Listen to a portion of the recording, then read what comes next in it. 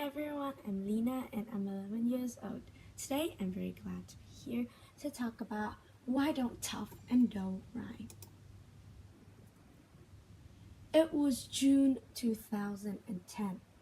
Inside the Script National Spelling Bee, contestants between 8 and 15 years old wrestle words like brachydactylus, and ligulin. Outside, the crowd protested the complexity of English spelling conventions. Indeed, spelling reformers have been around for centuries, advocating for overarching changes to make English spelling more intuitive. The English language is chock full of regularities. One common use example of this is that take the GH sound from enough, the O sound from woman, and the TI sound from action. And you could argue that the GHOTI spell fish.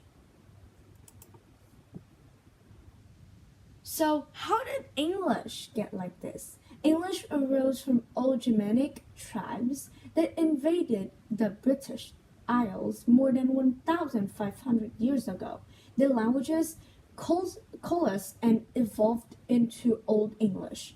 When Roman missionaries arrived around 600 CE, they devised ways to write it down using Latin alphabet, supplementing it with some Germanic runes for sounds they didn't have letters for. Then came the Norman invasions in 1066 when French speakers conquered England. French became the language of authority and high society, but English remained the dominant spoken language. Over time, those descended from French speakers also became English speakers, but some French words snuck into the language. Some English speakers were also familiar with Latin through church and formal education. By the mid-1400s, people were writing in English again, but it was unstandardized. They used a mix of influences to determine word choice and spelling, including the French they knew, the Latin they studied, and the English they spoke. So things were already pretty messy. Then in 1476, the printing press arrived in England. Some of the people working the presses may have mainly spoke Flemish, not English, and they were given manuscripts that varied widely in their spelling. Without standardization, different writers went with various spelling based in part on what they happened to encounter while reading. Many words have a multitude of spelling. The word dough, for instance, was originally pronounced dash. The guttural Germanic sounded and did with was one the Latin alphabet didn't cover. It eventually came to be represented with GH, but for some GH words, English speakers eventually dropped the guttural sound altogether. For others, they ended up pronouncing it as F instead, as exemplified in dough versus tough. Printing presses memorialized the spelling even though the pronunciation eventually changed. And this wasn't just the case with GH. Some letters, in other words, also fell silent. Words like knife, natural, wrong, all contain the vestiges of past silent words of past pronunciations. But while the printing press was solidified the spelling, the English language was also undergoing what scholars called the Great Vowel Shift.